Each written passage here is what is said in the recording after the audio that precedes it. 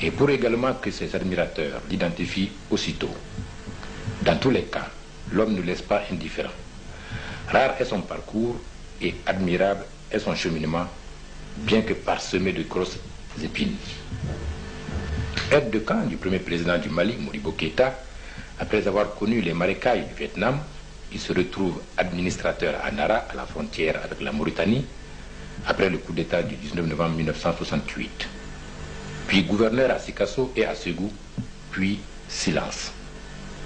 Le revoilà ensuite chef de cabinet militaire, directement sous les ordres du président Moussa Traoré, ministre de la Défense nationale. Bien sûr, les Kissima, Tchekoro et autres ne sont plus. Durant des années, Ologem cumule le titre de chef de cabinet militaire avec celui du chef d'état-major de l'armée de terre, de la gendarmerie nationale et est également commandant de l'EMIA, école militaire interarmes de Kati. Ensuite, le voilà ministre délégué chargé de la défense nationale. Puis, silence profond, depuis 1989. Jusqu'au coup d'État du 26 mars 1991 contre le général Moussa Traoré. Beaucoup l'ont vu descendre l'avenue de la nation, la fameuse nuit, comme au champ de Mars. On le voit assistant les jeunes nouveaux hommes forts les premiers jours des événements de mars. On croit à la résurrection, ou du moins à un comeback sur la scène. Quelques jours après, de nouveau, le silence. Viendra ensuite des communiqués radiodiffusés où il est question de sa mise à la retraite avec beaucoup d'autres officiers supérieurs. Voilà le général Abdoulaye Ologem. Parcours du combattant exemplaire pour plagier les militaires. Résistance politique incroyable dans cette Afrique agitée, écriront les historiens. Un homme béni et chanceux, dira le peuple des croyants, car le pouvoir est effectivement comme la rivière. Il noie celui qui l'est familier. Le journaliste que je suis s'intéresse aux secrets de votre vie, mon général. Je le sais, c'est la première fois que vous acceptez de témoigner. Merci pour la marque de confiance. Pendant des années, vous avez gardé le silence, qui est une sorte de langage pour qui sait l'interpréter. Aujourd'hui, 26 novembre 1991, soit 23 ans après le putsch de Moussa, 14 ans après la mort de Modibo Keïta, 9 mois après le putsch de ATT, vous avez accepté de parler, de témoigner. Il s'agira donc de dire l'histoire pour éviter les histoires. N'est-ce pas, mon général? Venu à mon domicile et me demander de parler de ce que je sais de feu sur le président Modibo Keïta. Et je vous remercie du fond du cœur. Et je le dirai plus loin. Mais avant de répondre à vos questions, vous savez, j'ai toujours demandé à Dieu de me donner l'occasion de parler un jour de feu le président Modibo Keïta que j'ai côtoyé pendant 8 ans. Et vous savez, il y a eu plusieurs écrits. Vous me permettrez de vous montrer ce petit ouvrage sur la chute de Modibo Keïta, écrit par une de nos sœurs, Bintou Sanankwa. Et elle le dit bien dans sa préface, en date du 20 janvier 1989, où il invite les militants, les citoyens, à faire connaître par écrit aux générations présentes et futures leur interprétation sur ce qu'elle a écrit. Donc l'occasion est bonne pour moi de dire quelques mots. Je ne connais pas le détail sur les préparatifs du coup d'État qui a renversé feu le président Modibo Keïta. Mais ce que je sais, c'est que de l'annonce du coup d'État, au moment où j'ai reçu le message, jusqu'au moment où nous nous sommes quittés à la maison du peuple, je peux dire que je suis un témoin privilégié. C'est à cause de cela que je vais reprendre certains de ces passages.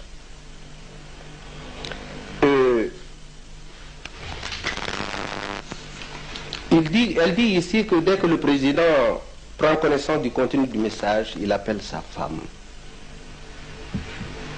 Je dis non.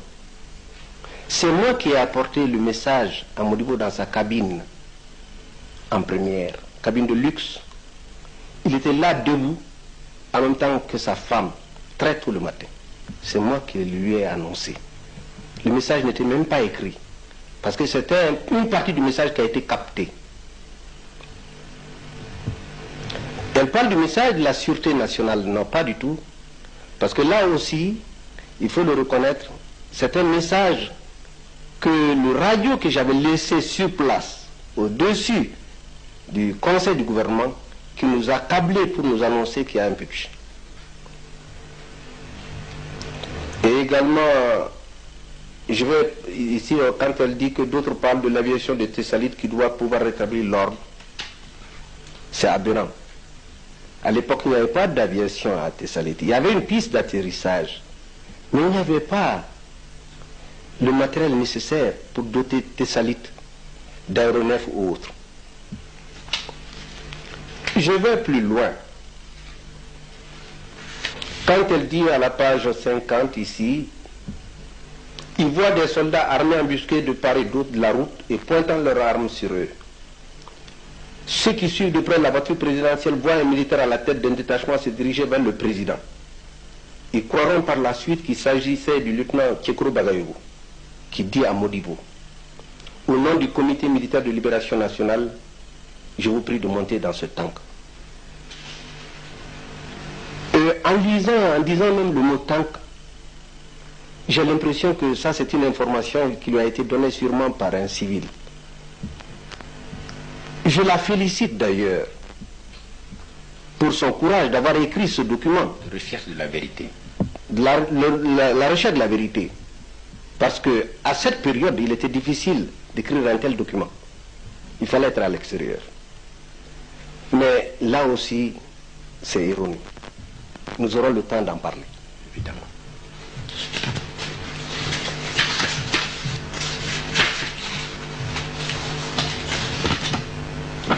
Quand elle dit dans un autre document que Moussa a fait la campagne du Congo, ça aussi c'est une erreur.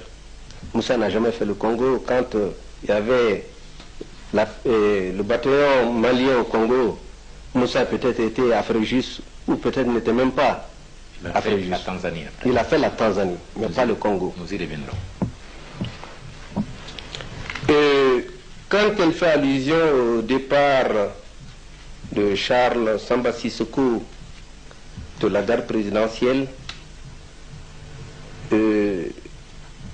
Charles a eu à écrire à Modibo une lettre personnelle qui n'avait pas passé par moi, qu'il a cru devoir remettre au planton de Modibo, Blond Samaké, un garde républicain.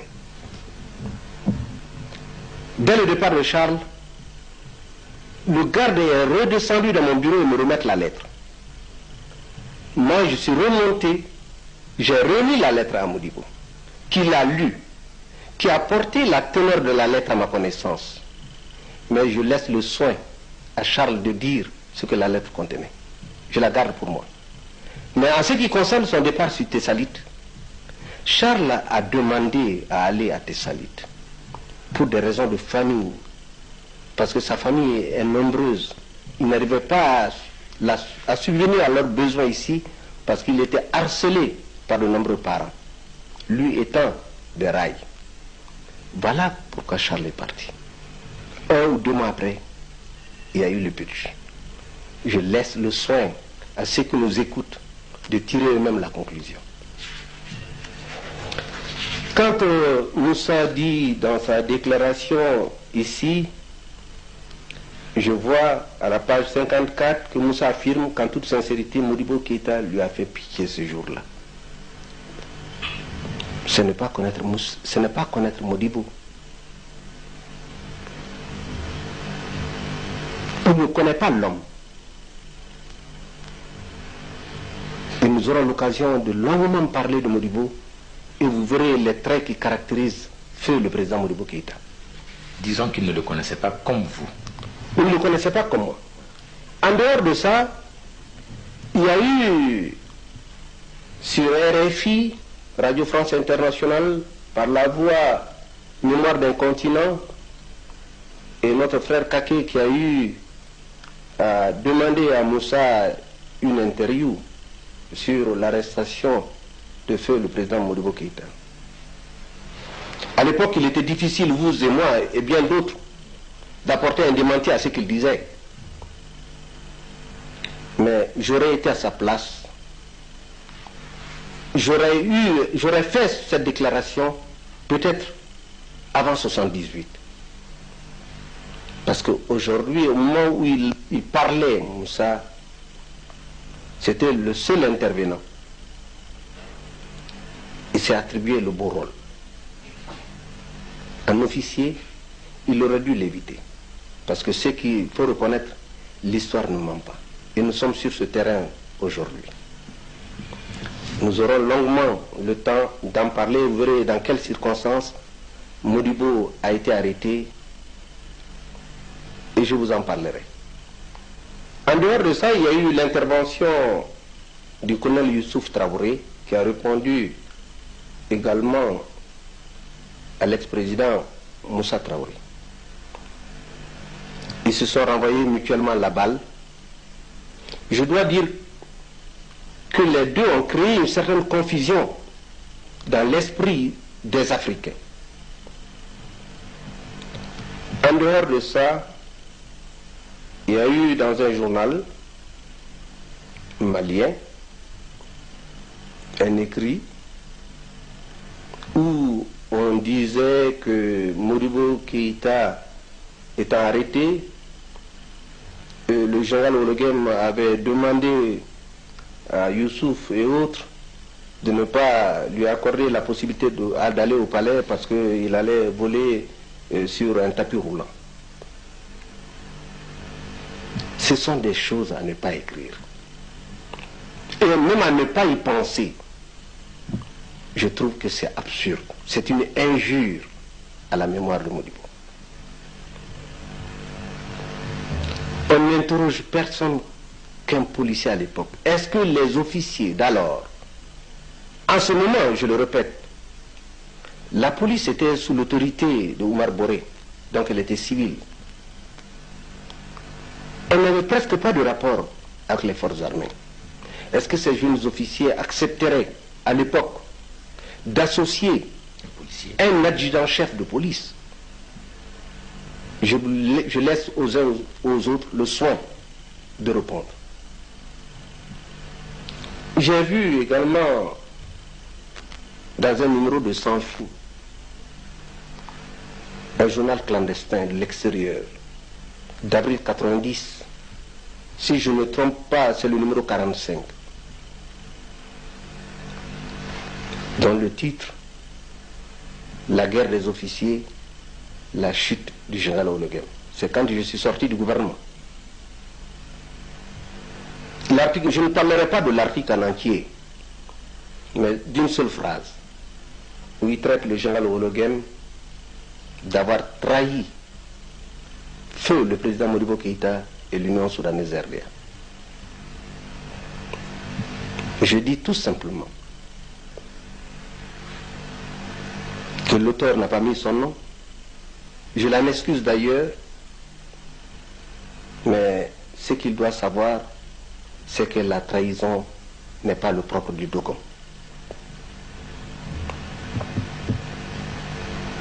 À la lumière de tout ce que je viens de dire, mon frère Tiona, vous êtes un frère, vous êtes un ami, vous m'avez assisté quand j'étais dans le gouvernement. Quand j'ai quitté le gouvernement, lors de ma douloureuse traversée de désert, la troisième d'ailleurs, dans mon existence,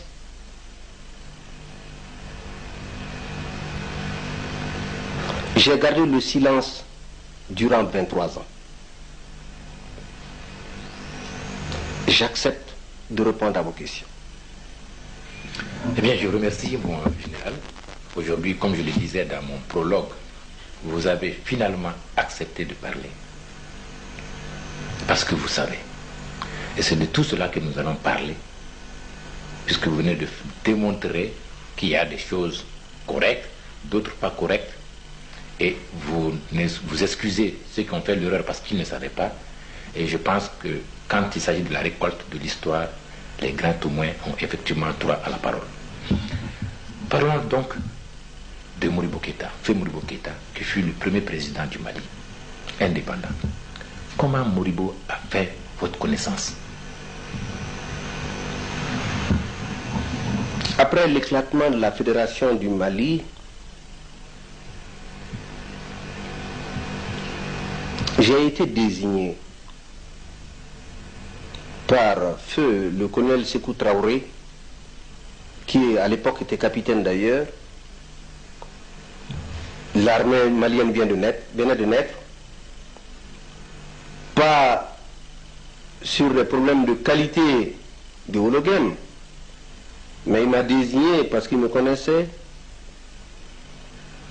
Et c'est là, pour la première fois, j'ai eu à accompagner Modibo à Paris, invité à répondre à l'appel du général de Gaulle.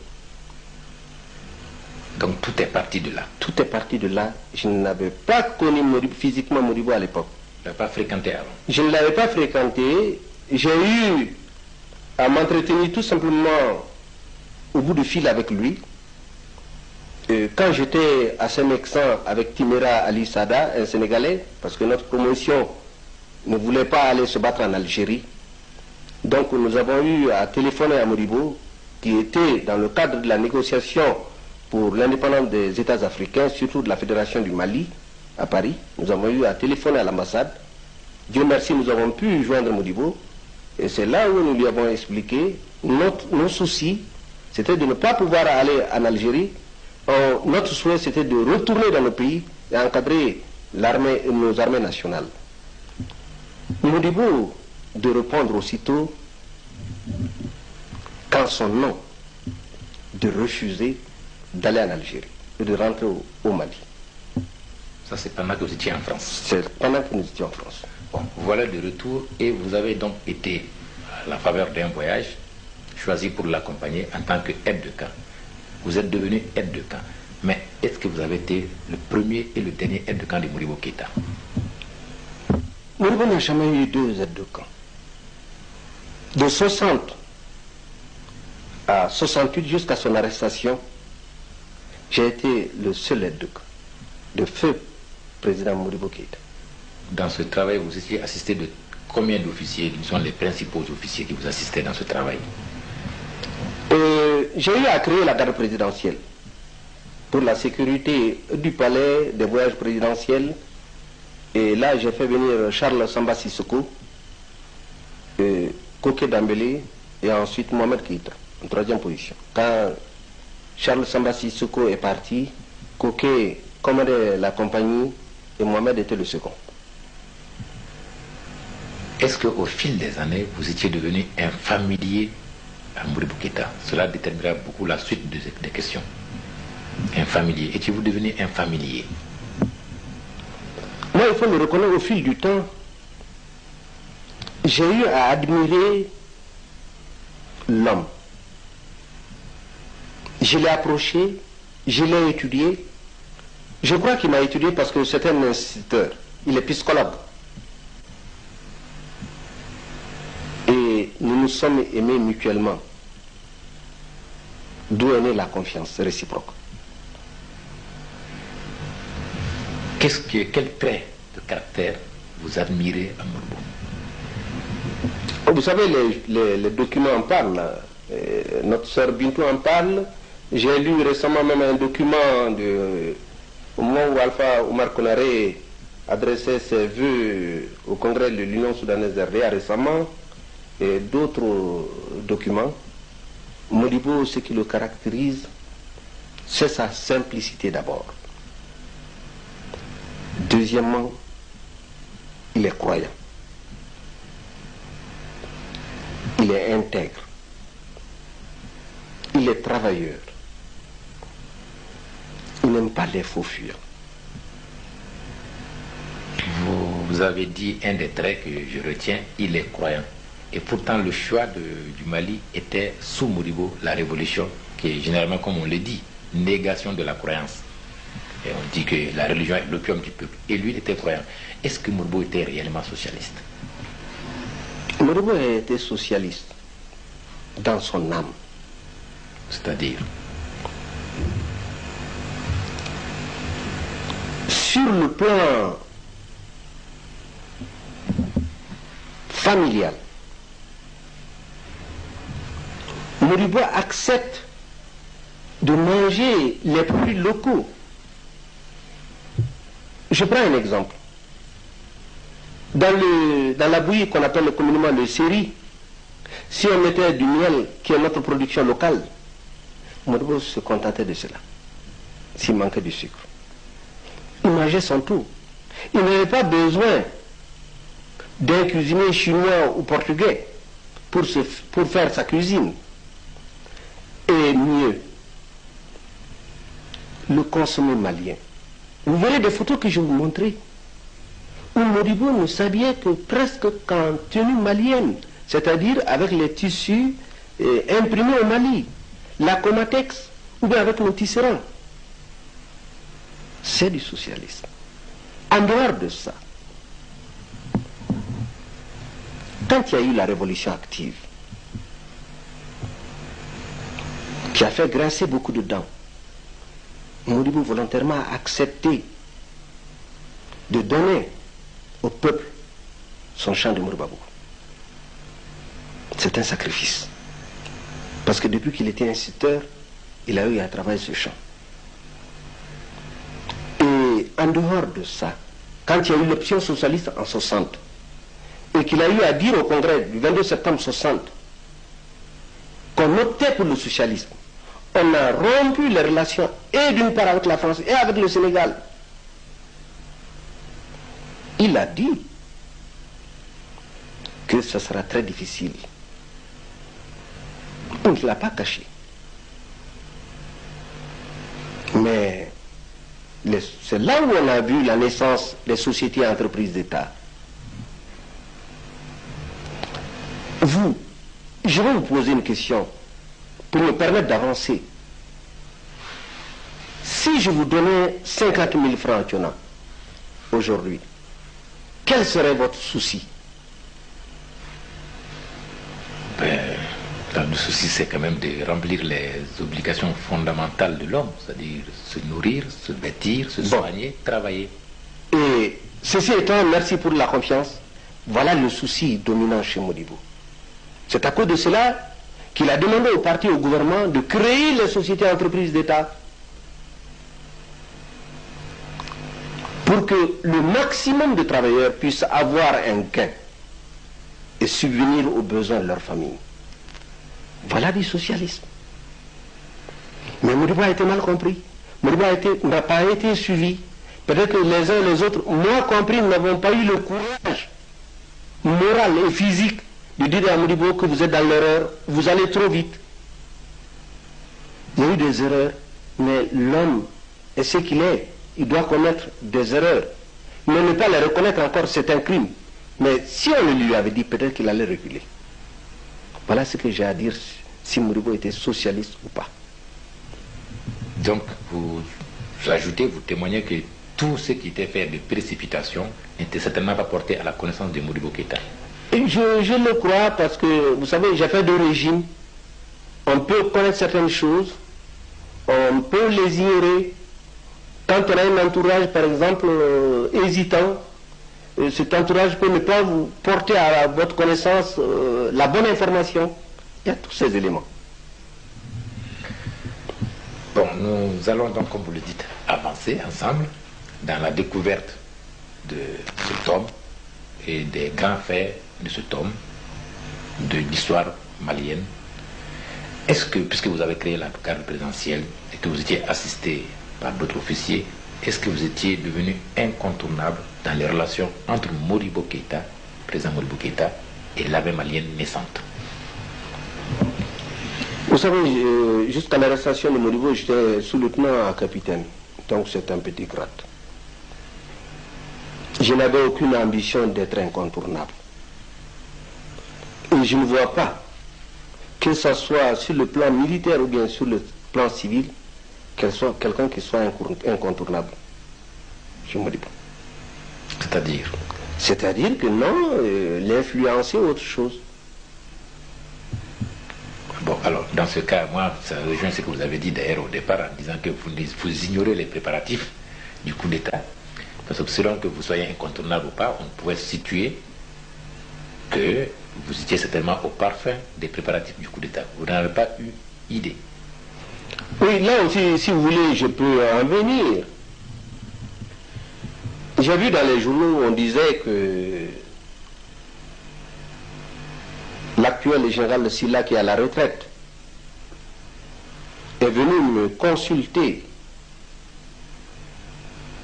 pour me dire que Modibo doit échanger son pouvoir. C'est une espèce de négociation pour faire partir les anciens et que les jeunes restent, etc. Quand j'ai lu ça dans le journal, je ne suis pas... J'avais quitté le gouvernement. J'ai demandé au général Silla de venir me voir à la maison. Je lui ai fait lire l'article. Il a ri. Silla est un ami de longue date. Silla, de loin ou de près, ne m'a jamais tenu informé d'une préparation de coup d'État. Il ne pouvait pas le faire. Même s'il avait été consulté lui. Parce que j'aurais informé Modibo. Si vous étiez au courant que des officiers préparaient un push, vous aurez informé Modibo. J'aurais informé Modibo. En tant qu'aide de camp. En tant qu'aide de camp. Pourquoi? Parce que je n'aime pas trahir. Vous l'avez dit au départ, un Dogon, ça ne trahit pas. Mais quand est-ce que vous avez pris connaissance alors des préparatifs du push? Parce que vous reveniez, je crois, de Mopti en tournée présidentielle. Oui, on était en tournée dans la région de Koulikoro actuelle. Un matin, Alioune Diakité, qui était de la milice et en même temps conseiller à la présidence, a rattrapé la voiture présidentielle. On était à bord d'une Land Rover, Modibo, sa femme et moi. La Land était conduite par le chauffeur Wan. Il a fait arrêter la voiture et il a fait comprendre à Modibo qu'il lui demandait l'autorisation de retourner à Bamako. Il aurait appris qu'il y avait une préparation de coup d'État. Personne n'a répondu dans la voiture. Modibo a tout simplement dit à Alioune. Vous étiez précisément où? Sur quel trajet? Nous étions sur la route entre Koulikoro et Banamba. Modibo a répondu tout simplement à Alioune, vous pouvez partir. Nous avons effectué toute la tournée du secteur, les arrondissements, et nous avons pris le bateau sous-marin pour aller assister à la conférence de Koro. Personne n'a eu vent de ce que Alioune nous a dit. Et Alioune est parti à Bamako. Je n'ai plus revu Alioune, voilà, jusqu'à sa mort. Alors, donc vous avez su qu'on est venu vous avertir, la milice est venue vous avertir. Alioune est venu nous avertir en disant qu'il a eu vent qu'il y a une préparation de coup d'État et qu'il va aller à Bamako. Nous n'avons plus de nouvelles. Nous avons continué notre mission. Il ne vous a plus dit où on en est? Non. Vous n'avez pas demandé aussi où on en est? Pas du tout. Et vous avez quand même... Est-ce que ce n'était pas un excès de confiance en soi? Peut-être parce que Modibo faisait beaucoup confiance à ses services. Et il faisait beaucoup confiance également à la milice. Donc il a supposé que le coup est déjoué? Ou bien, je ne comprends pas. C'est difficile que je vous le dise parce que je ne peux pas remplacer Modibo. En tout cas, moi, il ne m'en a pas parlé. Et nous avons continué. A-t-il donné des instructions à son ministre de la Défense? Parce que qui à l'époque, c'était Mamadou Diakité, qui est venu également à la conférence de Mopti. Ça, je ne sais pas, parce que ce n'est pas ma présence. Mais sur la radio, émetteur-récepteur que j'avais, je n'ai pas fait passer un message chiffré ou là-dessus, sur ce point. Voilà donc parti à Mopti. Nous sommes partis à Mopti à la conférence de Koro. La conférence est terminée, nous avons repris le même bateau. Descendre sur Koulikoro. Pour descendre sur Koulikoro. Et partout où on passait, c'était les manifestations d'accueil. Au bord du fleuve. Au bord du fleuve. Les riverains comme Les riverains. Nous avons passé la nuit non loin de Koulikoro et le bateau s'est accosté. Nous avons passé la nuit là. On voyait Koulikoro. Donc très tôt le matin, à 6 heures, mon radio, le sergent Isaac Diarra, à l'époque il était sous-officier, maintenant il est capitaine, il doit être encore en activité, il est originaire de Koulikoro, j'ajoute, est venu m'informer comme quoi il vient de capter un message annonçant qu'il y a eu un coup d'État perpétré à Bamako. Voilà la teneur du message verbal. J'ai foncé dans la cabine de Modibo, je l'ai trouvé arrêté avec son épouse, parce qu'il est matinal. laquelle épouse? Mariam Traouli. Je l'ai informé. Séance tenante, Mariam lui a suggéré de dire, de réunir la délégation, et Modibo m'a demandé d'exécuter cette instruction. Voilà comment je suis parti. Quand vous avez eu le message verbal et que vous lui avez porté à Modibo Keïta, quelle était sa réaction? Il n'a pas eu de réaction à ma présence. Il est resté silencieux. Pas d'affolement? Non, pas du tout. Ce n'est pas connaître Modibo. Modibo ne s'affole pas. C'est à cause de cela que je regrette que vous n'ayez pas connu Modibo. Vous, Tchono. Il vient d'apprendre qu'il n'est plus chef d'État du Mali. Il vient d'apprendre une mauvaise nouvelle. Une mauvaise nouvelle. Il garde son calme. Il garde tout son calme. Moi, je crois que c'est légitime. Un homme ne doit pas s'affoler face à un événement. Parce que si vous vous affolez, vous perdez tout le contrôle. Et vous verrez par la suite qu'il a gardé tout son calme. Alors donc, vous êtes allé en mission, c'est-à-dire rassembler la délégation. On a avisé la délégation sur le bateau. Sur le bateau. Quand même certains avancent en disant qu'il a regardé d'un regard foudroyant Mariam, ça aussi, je ne sais pas s'il y avait un photographe ou un caméraman qui était caché quelque part, mais ça aussi c'est un montage, c'est faux. Et quand il est arrivé dans la salle, il a exposé aux membres de la délégation ce qu'il venait d'apprendre. Les uns et les autres, c'est normal qu'ils soient indignés. On lui a fait des propositions. Entre autres. Entre autres. De retourner à Ségou pour essayer de s'organiser et contrebalancer l'attaque. C'est-à-dire pas l'attaque, c'est-à-dire ceux qui ont fait le putsch. D'autres ont dit, bon, il vaut mieux en arriver à Koulikoro, prendre des voitures et puis foncer vers Nara et la Mauritanie. Mais Modibo, avec son calme olympien, a répondu tout simplement qu'il n'est pas question pour lui d'aller à Ségou ou d'aller ailleurs. Il rentre à Bamako. Et l'histoire n'apprendra jamais que Modibo a fui.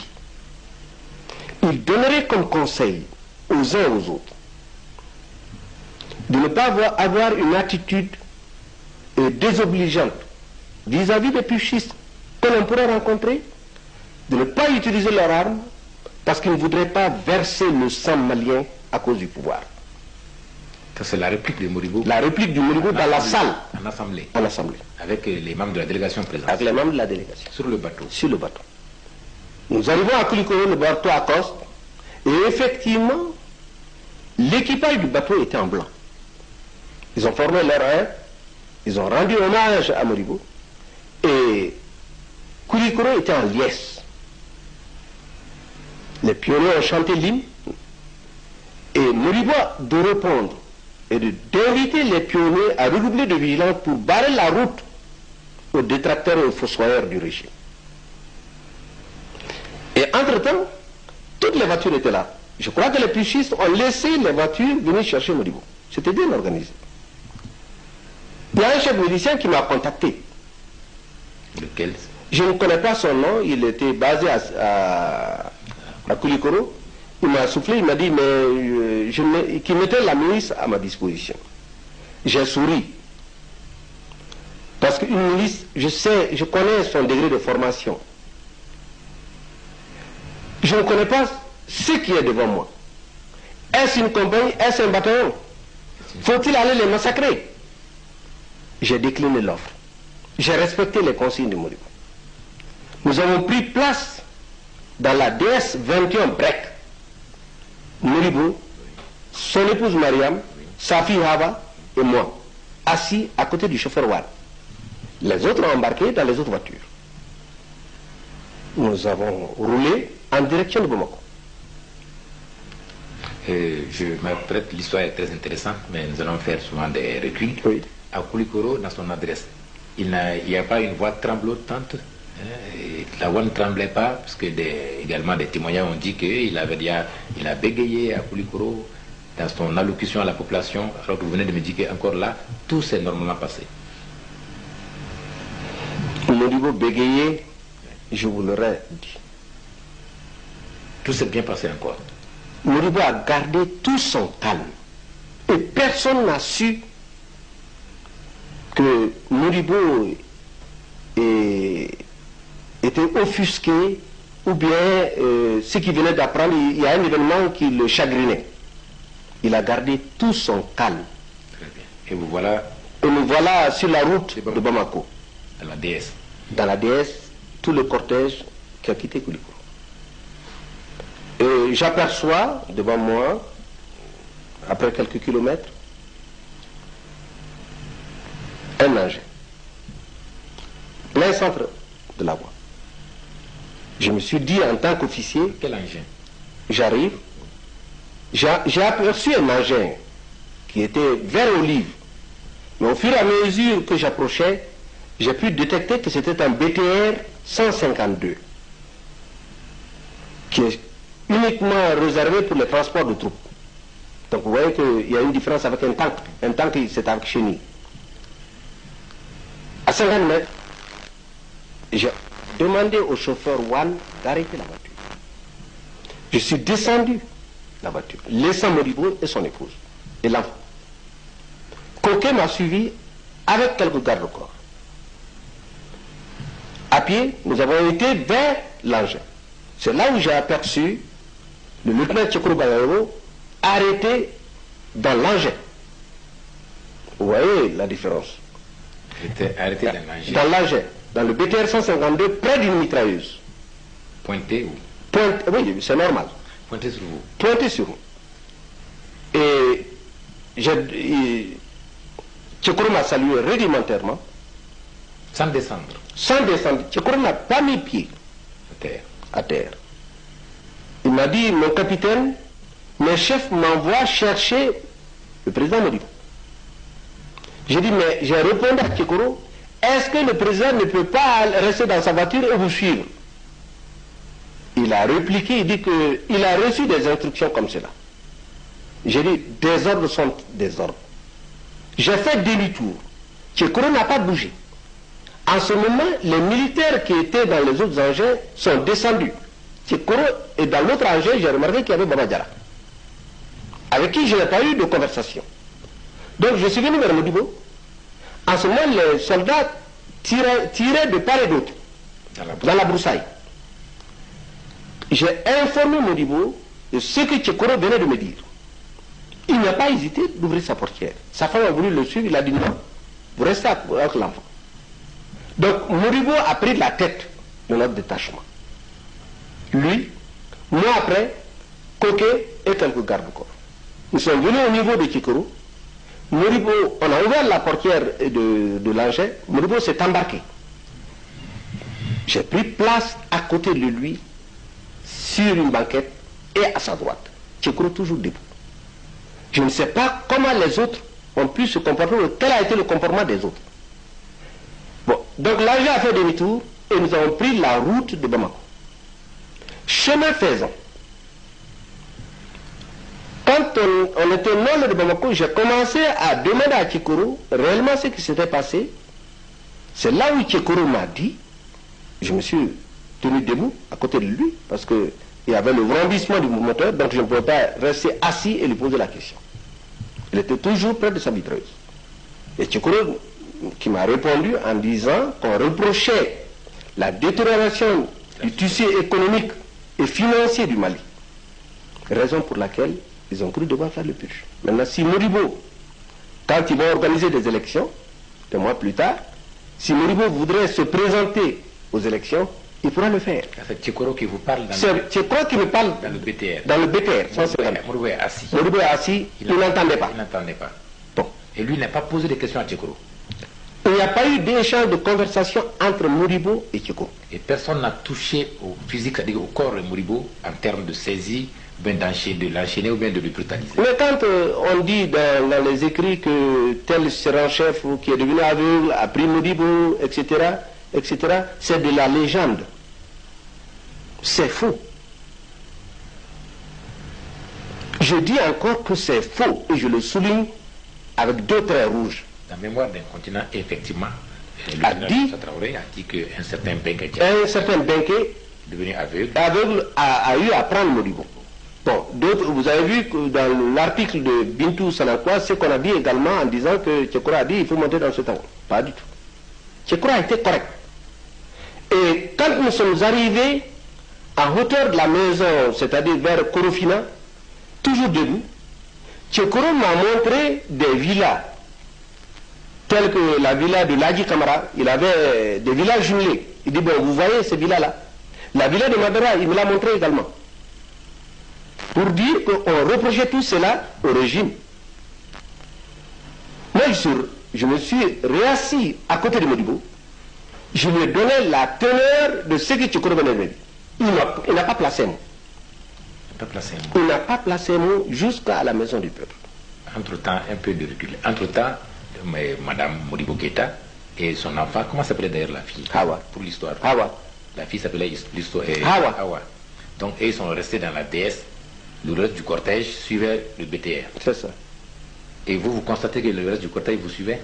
Je ne peux pas le savoir. C'est à la maison du peuple que je l'ai su. Que tout le monde vous a suivi là-bas. Voilà. Bon, maintenant, au niveau de Korofina, on vous indique, selon les termes de l'officier Tchekoro, les richesses du régime de faim, à savoir quelques villas. Et donc, vous voilà à Bamako est rendu où? C'est-à-dire que on est rendu, si vous voulez, à la maison du peuple. C'était le siège du parti. L'actuelle toujours maison du peuple. L'actuelle maison du peuple, qui a été construite par l'Union soudanaise RDA, et c'était le siège du parti. On arrive là, on ouvre la portière, Tchekoro descend, Modibo le suit, moi je le suis. Vous suivez toujours comme... Ah, j'ai toujours suivi Modibo jusqu'au moment du réembarquement. C'est là où nous nous sommes séparés. Là aussi, je vais vous le raconter. Bon. Et quand nous sommes descendus, immédiatement, c'est en face, on nous a introduits dans le bureau situé à côté de l'escalier extérieur. Si vous voulez, les Maliens le savent, c'est l'ancien bureau de Djibril Diallo. Bon. Et aujourd'hui, Boïssé Traoré. Et bon, aujourd'hui, Boïssé Traoré. C'est ce bureau-là qui est historique. On avait trouvé des officiers de Moussa, Yoro Diakité, et d'autres officiers. J'ai reconnu Ablaï Diallo Didax, Mohamed Mariko. Et d'ailleurs, avant qu'on entre dans le bureau, Modibo a reconnu Mohamed Keïta, de la carte présidentielle, à la porte. À la porte. À la porte. Avec les pouchistes. Non, il était là arrêté. Bon. Et il a dit, Mohamed, c'est le seul mot qu'il a placé avant de pénétrer dans la salle. Le seul mot. Il a dit, il vous a, en forme interrogative ou bien en forme d'étonnement? Je pense que c'est un étonnement. Mohamed. Mohamed, il l'a dit et nous sommes rentrés dans le bureau. Parce qu'il faut reconnaître, on ne pouvait pas savoir dans quelles circonstances le coup a été fait. On entre dans le bureau, il y avait une place aménagée pour le Modibo, et moi j'ai pris place à sa gauche. Face à Moussa, et puis sur une chaise ou un banc? Je ne peux pas vous dire la nature. Je sais qu'on lui a accordé quelque chose où il s'est assis. Je sais que ce n'est pas sur une acte. Vous m'excuserez. Oui. Et là, face à Moussa, Yoro et autres, Moussa de prendre la parole pour lui dire effectivement qu'ils ont fait le coup, parce que la situation économique et financière du Mali était désastreuse, qu'ils allaient garder le pouvoir pendant un certain temps, contacter le peuple, faire des élections, et si Moussa était consentant, Modibo était consentant, il pouvait se présenter aux élections. C'est Moussa qui parlait à Modibo. À Modibo.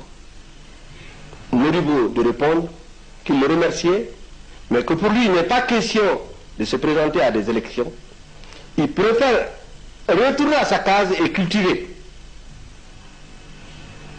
Voilà la fin de la conversation entre Modibo et les putschistes. La séance est levée là. Tchekoro est sorti, Modibo l'a suivi, et juste à côté de l'engin, juste à côté des marches de l'escalier, l'engin était garé là, prêt, parti, donc c'était organisé. Quand Modibo s'est embarqué, Tchekoro m'a dit, mon capitaine, mission terminée. Pour vous? Pour moi. Vous ne le suivez pas? Je ne le suis pas. Donc, Tchona, voilà, de 6 heures du matin jusqu'aux environs de midi, je suppose parce que je n'ai pas regardé ma montre, voilà le scénario du coup d'État. C'est-à-dire sur l'arrestation de Modibo que je connais. Oui, mais nous allons faire encore des reculs. Puisque nous avons des témoignages et de Moussa, président Moussa Traoré, et de certains hommes du comité militaire, parce que c'est le comité militaire qui avait renversé Modibo Keïta. On a dit que quand on lui a posé la question, on lui a fait part de la détérioration du tissu économique et social, qu'il a balbutié, ça c'est Moussa qui parle. Il dit qu'il a balbutié, qu'il lui a fait pitié. Vous étiez là, et vous résumez que Modibo a dit, face à ce marchandage, parce que finalement ça a l'air un marchandage. On vous arrête, après on vous apprend, bon ça ne va pas, nous allons organiser des élections. Alors comment vous interprétez tout cela? Est-ce qu'il faisait peur? Mais pourquoi pas lui dire la vérité que vous êtes arrêté? En tant qu'officier, comment vous interprétez ça? Mais vous savez, il n'est pas facile de regarder même Modibo dans les yeux. Ah bon? C'est un don naturel. Moi, j'ai été son aide de camp, mais quand je rentrais dans son bureau, il faut reconnaître, j'avais le sentiment d'avoir quelque chose d'étrange devant moi. Et peut-être qu'il y avait quelque chose de mystique, je ne sais pas. Ça, vous pouvez le demander à tous les Maliens. Il a imposé le respect. Il imposait le respect. Sa carrure, d'ailleurs, imposait le respect. Modibo est d'un courage remarquable. Et je vais vous donner même 2 aspects de son courage. Il m'a raconté une fois, et ça a été confirmé par l'auteur d'ailleurs, le docteur Zenzou du Dahomey. Simplice Zenzou. Voilà. Derlin Zenzou. Derlin Zenzou. À Ponty. Au cours d'une noyade. Il s'est noyé dans la mer. C'est Modibo qui l'a sauvé. Derlin. Une seconde fois, Modibo a pris dans son champ un reptile de bois de ses 2 mains, convié les gardes-corps à apporter un sac et il l'a mis dans le sac. C'est pour vous dire que Modibo est d'un courage remarquable. C'est un courage que j'ai envie d'avoir le même courage. Je suis complexé quand on me parle du courage de Modibo. Je suis un soldat, il n'a pas fait la guerre, moi j'ai fait la guerre. C'est courageux. Il était courageux. Mais ce n'était pas pour des actes de mystification. Non. Ni démagogique, rien. C'est pas démagogique. Modibo était courageux. Oui, tout le cheminement le prouve en tout cas. Et donc, vous confirmez que c'est Tchekoro qui, par langage interposé avec vous, a procédé à l'arrestation de Modibo Keïta? Oui. C'est Tchekoro qui est allé avec Baba. Baba était comme second. Donc il y avait sûrement une répartition des missions. Moi je suis en train de chercher jusqu'ici réellement le scénario, l'ensemble du scénario de ce coup d'État. Je n'ai pas terminé. Je sais que l'arrestation du colonel Ségou Traoré, Philippin, avait une part du côté de l'état-major. Je n'ai pas fini de recenser tous les aspects. Donc c'est pourquoi je n'en parle pas. Mais ce sont les 2, comme officiers, que je connaissais. C'est Tchekoro qui a parlé. Parce que je reviens souvent là-dessus, parce que dans les propos populaires, quand il y a eu le coup d'État et que Tchekoro est devenu incontournable du fait de son rôle la sécurité, à la sûreté nationale, ben, cette gloriole lui a été venue comme ça. On disait que c'est lui qui avait arrêté Modibo, bon, de ses propres mains. Et aujourd'hui, vous confirmez en tout cas que c'est lui qui s'est adressé, qui a signifié à Modibo son arrestation. Effectivement, ce n'est pas un Benké, ce n'est pas un autre. C'est Tchekoro qui était sur le terrain. Malheureusement, Tchekoro ne vit pas. Je n'ai pas jeté des fleurs à Tchekoro. Baba Diarra est encore vivant, mais malheureusement, il est arrêté. Mais Baba Diarra également peut le témoigner. Il n'a pas eu à s'adresser à Modibo. Celui qui a eu à s'adresser dans cette affaire, c'est Tchekoro et l'aide de camp. Voilà exactement la scène. Voilà. Mais je dois vous dire en toute objectivité, quand un coup est consommé, la victoire a plusieurs papas. Oui, c'est d'ailleurs la célèbre phrase de Félix Houphouët-Boigny de Côte d'Ivoire. Et mieux, pas Félix seulement, même Feu Kennedy aimait à le dire. Oui, que la défaite est orpheline.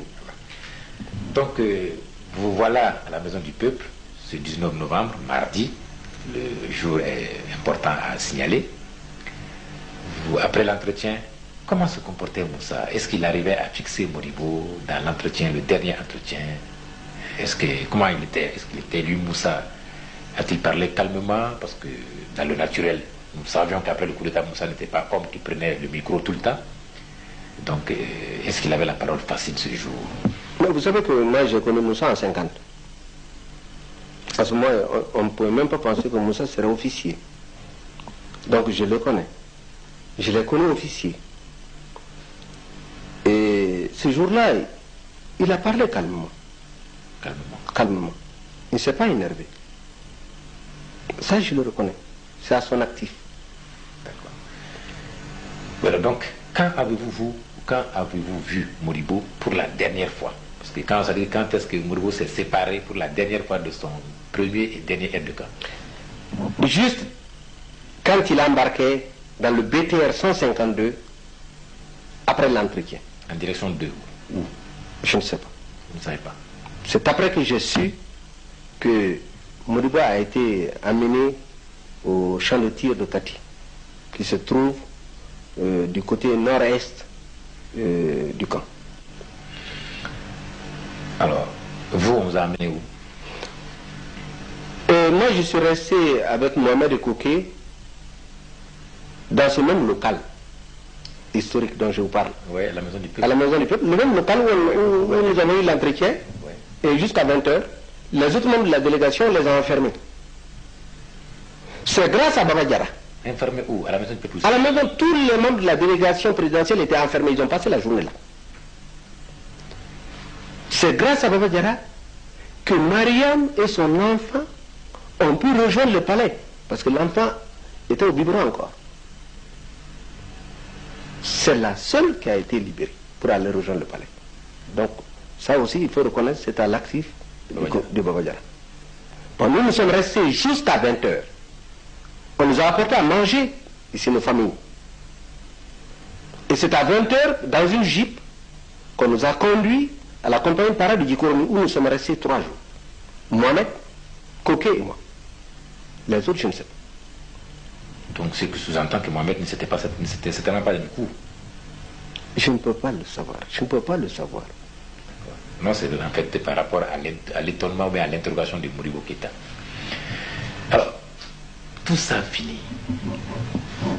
Et moi, j'ai envie, la question qui me vient sur les lèvres, c'est: un officier trahit-il ou exécute-t-il des ordres? Et à quelles circonstances? Parce que vous étiez aide de camp. Et c'est par rapport à l'actualité pas lointaine du Mali. Moi, j'ai été officier de 59 jusqu'à ma retraite en 91. Donc vous avez vu que j'ai escaladé toutes les marches de la hiérarchie. Vous me posez une question qui est délicate. Quand un homme vous fait confiance, vous, est-ce que vous pensez qu'il est bon que je vous trahisse? J'ai dit non. Modibo, durant 8 ans, pas un seul jour, Modibo ne m'a dit Ologem, vous m'avez induit en erreur. Il ne m'a pas dit non plus Ologem, vous m'avez menti. Ologem, vous m'avez volé. Nos sentiments d'estime étaient réciproques. Et mieux, s'il y a la confiance, plusieurs fois on a dit que je vais trahir Modibo. Ah bon? Je vais vous raconter une scène avant de répondre à toute votre question. Oui. La première, j'apprends par le biais de son entourage qu'il a été porté à la connaissance de Modibo, comme quoi je vais le renverser. Vous étiez aide de camp? J'étais aide de camp. Bon, le matin, Modibo est très matinal, après avoir fini de saluer sa famille, oui, à 7h30, pimpante, il est au bureau. Il chante dans son bureau. Il était seul. Il me regarde, il lève la tête. Il me dit, qu'est-ce qu'il y a, Ologem? Je m'assieds et je lui pose la question. Il semblerait qu'il a été porté à sa connaissance, comme quoi je vais le renverser. Il est resté pensif un moment. Il a remué la tête en disant que c'est vrai. Parce que Modibo était franc. Et qui lui avait porté dans sa connaissance? Des officiers à vous ou bien des hommes de troupe? J'arrive et c'est le vieux shérif de Baginda, qui avait l'âge de son père, qui est venu l'en informer. C'est lui qui me l'a dit. Il a dit au vieux shérif que si quelqu'un doit le renverser, ça peut être un autre officier, mais pas celui-là, pas l'aide de camp qu'il a. Il m'a répété la même chose et il a dit au vieux shérif d'aller réfléchir, la semaine suivante de venir lui donner son sentiment là-dessus. Le vieux shérif est parti, est revenu comme il l'a indiqué. Et il a dit à Modibo que oui, Modibo avait raison. Quand il a fini de me raconter ça, je lui ai demandé la permission de prendre congé. Je n'ai pas placé mot. J'avais une satisfaction morale. Pour moi, c'était une somme de confiance. Je suis parti. Je n'ai pas cherché à savoir qui a fomenté ce coup. C'est normal. Jalousie. Et le deuxième coup, on allait à la rencontre de Frère Boigny à Boaké. Dans l'avion d'Air Mali, il m'a tendu une lettre manuscrite anonyme qui disait que je suis en train d'enlever les munitions du palais, j'ai changé l'armement, j'ai mis de la vieillerie, etc. Et que je vais le remercier. J'ai lu la lettre. Tala, qui était le conseiller à la presse, la présidence, était à mes côtés. Je lui ai fait lire la lettre. Après ça, j'ai repris la lettre, j'ai rendu à Modibo. Dieu seul sait, je n'ai pas placé un mot. Modibo ne m'a plus posé de questions, parce que je sais que Modibo n'aime pas les lettres anonymes. Il a toujours détruit les lettres anonymes. Il trouve que ceux qui écrivent des lettres anonymes ne sont pas courageux. Ça encore, voilà une somme de confiance. Si vous me posez à moi, la question de savoir si un officier trahi ou bien... Un officier trahi, oui, exécute-t-il des ordres? Moi, quand on me confie une mission, j'estime, et je l'ai toujours fait, c'est une mission sacrée. C'est à cause de cela que même sous le régime de Moussa, on lui a dit que je vais le trahir. Je le sais. Il ne m'a jamais posé de question. Les conditions n'étaient pas remplies pour trahir Moussa. Modibo m'a fait confiance. Comment voulez-vous que dans telles circonstances, je puisse le trahir? On m'a appris que si vous gagnez par la trahison, vous perdez par la trahison.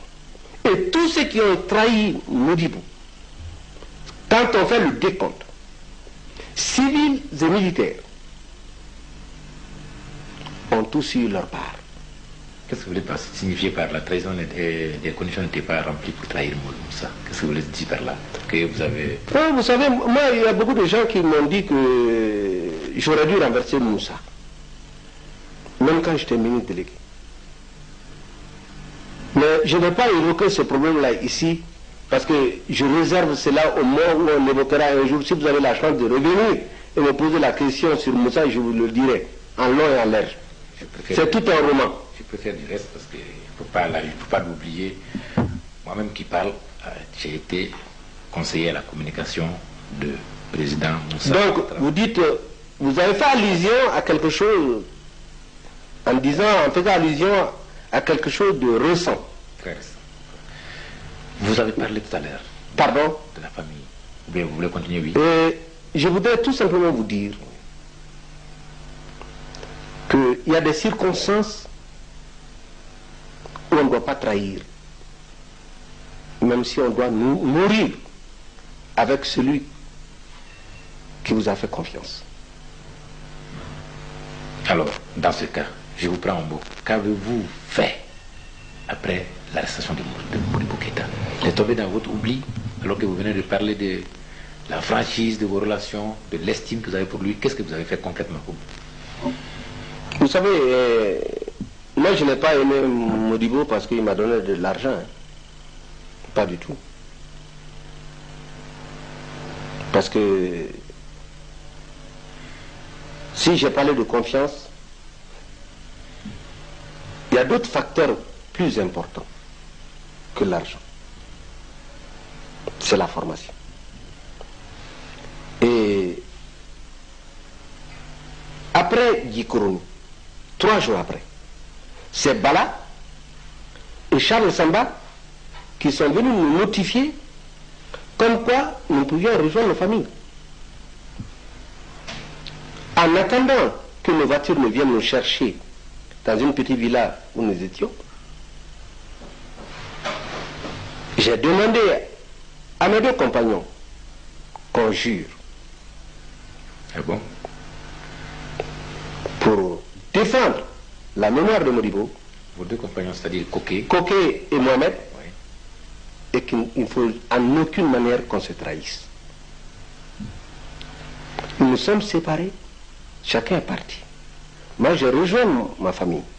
Vous habitez où à l'époque? J'habitais à l'état-major, là où a habité Charles Samba Sissoko, je sais. Et ensuite, il y a eu Mohamed Keïta qui a habité là. Et récemment, je crois que c'est Bakary Koulibaly. Donc, c'est là où je suis resté. Et j'ai dépêché une de mes épouses dans la journée voir le commandant Balakone de la gendarmerie. Parce que je savais que Balakone, quand il a eu son accident sur la route de Koulikoro, de Bougouni, parce que c'est sa ville natale, il a failli perdre sa jambe. Modibo et son épouse Mariam se sont occupés de Bala. Mariam préparait même pour Bala, pour lui apporter des plats qu'il désirait à l'hôpital. Il y avait ce sentiment qui était né. Bala et moi, il y avait de l'estime réciproque. C'est à cause de cela que j'ai pu avoir Baye Mohamed pour le faire venir à la gare présidentielle parce que Bala ne voulait pas au départ. Parce que Bala était gendarme. Il était gendarme, c'était lui qui était le commandant de la gendarmerie nationale. Balakone. Et j'ai dit à mon épouse d'aller dire à Bala, t'as une heure tardive, j'allais venir le voir. Mais je vous dis que je me suis réveillé à 4 h du matin, j'ai pris ma R4 et j'ai été pour Bala. Mais c'est après coup que j'ai su que ma maison était cernée. Parce qu'il y avait un couloir, était surveillé, il y avait des éléments, et c'était un camarade de promotion d'ailleurs qui commandait la zone. Mais je ne sais pas si à 4 h du matin, le détachement était parti ou pas. En tout cas, moi, on ne m'a pas vu partir, on ne m'a pas arrêté et je suis allé voir Bala à 4 h du matin. Bala est sorti, nous sommes assis dans son salon. Et j'ai dit à Bala que Modibo se trouvait entre les 4 murs, il le sait. Connaissant les sentiments, est-ce que Modibo comprendrait que nous, au dehors, que nous ne fassions rien? Bala est resté muet. Après, il m'a répondu, il m'a dit que de me calmer, mais que pour l'instant, lui ne peut rien faire, et qu'il venait d'être nommé d'ailleurs comme ministre de l'information et de la sécurité. Et que moi, j'étais désigné comme commandant de cercle à Nara, et que à 8 heures, on était à 4 heures du matin, après 4 heures, c'est-à-dire dans 4 heures, je serai convoqué par Moussa pour qu'on me le notifie. Et c'est ce qui a été fait. J'ai transpiré. Je peux dire même que j'ai versé des larmes. Pourquoi? Parce que je ne croyais pas du tout que je serais répondu de telle façon. J'attendais une réponse positive, d'action. C'était mon rêve. Mais vous pensez sincèrement à l'époque que la gendarmerie aurait pu? Voilà avec la gendarmerie à main. Il pouvait aider à basculer les événements? Qu'importe, peut-être qu'il y aurait eu des carnages, peut-être que moi aussi je n'ai pas mesuré la gravité. C'est après ça que j'ai mesuré toute la gravité. On allait perdre des hommes, même si Bala avait peut-être. Peut-être qu'on allait nous arrêter, ça aussi c'est possible. Mais plus pire que ça, je me suis dit que Bala pouvait me vendre. Parce qu'il était même ministre et il est chargé de la sécurité. Mais quand il me dit, il faut avoir, c'est normal que j'ai une sueur froide. Parce qu'il aurait pu me vendre. Et je serais entre les 4000. Chose que je n'avais pas souhaité. Je suis reparti. Et voilà comment j'ai préparé mon sac et mes petits bagages, laissant ma famille pour rejoindre Nara. Donc votre nomination, quelques jours après le coup d'État, ce n'était pas une récompense, c'était plutôt un éloignement. C'est normal. C'est normal. J'aurais été à leur place, j'aurais pris de telles mesures conservatoires jusqu'à ce que les choses se rétablissent. Bon, donc voilà votre rêve de sortir Modibo de son arrestation pour tomber sur Bala Koné qui ne vous trahit pas. Lui aussi il semble récompensé puisqu'il va comme ministre de l'information et de la sécurité. Voilà parti à Nara. Et à Nara, comment, à la frontière mauritanienne, comment vous avez vécu le reste des événements? Parce que on est toujours en novembre ou bien en décembre cette fois-ci. Vous savez, c'est 3 jours après que nous sommes partis, donc du 19, 21, 22, 23, à peu près, j'ai rejoint Nara à bord d'une Land Rover. Et quand je suis arrivé le lendemain matin, la première visite que je reçois, c'est un Mauritanien. C'était le gouverneur de Néma qui vient à moi. Et vous savez, Jonah, peut-être vous l'avez vu dans les papiers, dans les livres, que Modibo avait une audience régionale, sous-régionale et internationale. Il avait de très bons rapports avec Mohamed Ould Daddah. Senghor, ils se sont réconciliés après l'éclatement de la fédération. La Guinée de Sékou Touré, Houphouët Boigny, Nasser, Ben Bella, Mohamed V, après c'était Hassan II, Nourou, Suekarno, pour le citer Tito, Khrouchtchev, Mo, Souanlai, pour ne citer que cela. La liste est longue. Donc arrivé, quand le gouverneur est venu me voir, je lui ai expliqué ce que je venais de vous expliquer en long et en large sur l'arrestation de Modibo Keïta. Je lui ai demandé à mon frère mauritanien de transmettre fidèlement ce que je venais de lui dire à Ould Daddah. Et que Ould Daddah, à son tour, le transmette au président Senghor du Sénégal et aux autres. Voilà comment nous nous sommes quittés. Par cette information des frères de Modibo, qu'est-ce que vous voulez obtenir? Des conditions meilleures pour Modibo? Mais oui, vous savez, il faut reconnaître que j'avais le cœur gros. De voir que j'ai perdu un président qui m'était cher. Eux, ils étaient en liberté. Ils avaient une certaine audience. Donc, pour ma part, ils avaient un certain pouvoir, même politique, pour agir sur l'équipe dirigeante. Et j'ai vu même dans le livre de Bintou Sanankwa que le 25 novembre, le Mali était convié à la réunion de l'Organisation des États riverains du Sénégal à Conakry par Sékou. Ils n'ont pas voulu y aller. Ils ont dit qu'ils appartenaient. Ont-ils eu peur pour qu'on n'en parle été? Mais la Guinée a envoyé une délégation. Ça, je l'ai su après. Donc, pour ma part, même si on ne peut pas libérer Modibo, au moins qu'on lui accordait des conditions meilleures de détention.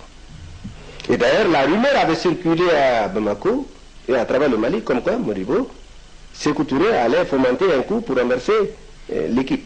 Ça aussi, je l'ai entendu. C'était mon objectif. Et j'ai profité d'une visite de Ouldada dans le Haut-Oriental à l'époque. J'étais commandant de cercle. Mon gouverneur, c'était le commandant Tchemgo Konaté, qui était venu en visite. Il a coïncidé. Nous avons été à Adel Bagrou, c'était un chef d'arrondissement, rencontrer Ouldada. Sous la tente, c'était le vacarme. On était là, en mort, assis sous la tente. Et à un moment d'inattention, je me suis approché de Ouldada, qui m'a reconnu et qui m'a dit qu'effectivement le message lui était parvenu et qu'il avait fait le nécessaire auprès de ses pairs. Très bien. C'est une action en faveur de votre ancien patron.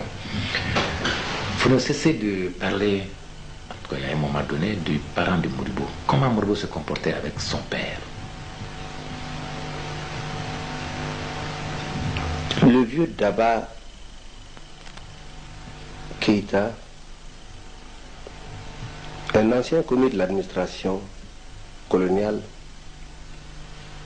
était un vieux sage, respecté. Sa maman aussi était d'un certain âge, très avancé. Mais Modibo, tous les matins, sauf s'il n'est pas Bamako, descendait dans sa 403 noire pour dire bonjour à ses parents, régler ce qu'il a à régler et être au bureau à 7h30.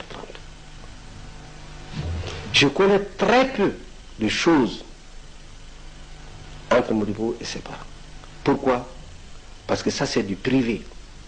Moi j'avais une mission de protection et Modibo n'aime pas réellement cette escorte avec tambour battant chaque fois devant son père, ça le dérangeait. Il préfère la discrétion. C'est à cause de cela que même s'il était escorté, il n'y avait qu'une seule voiture.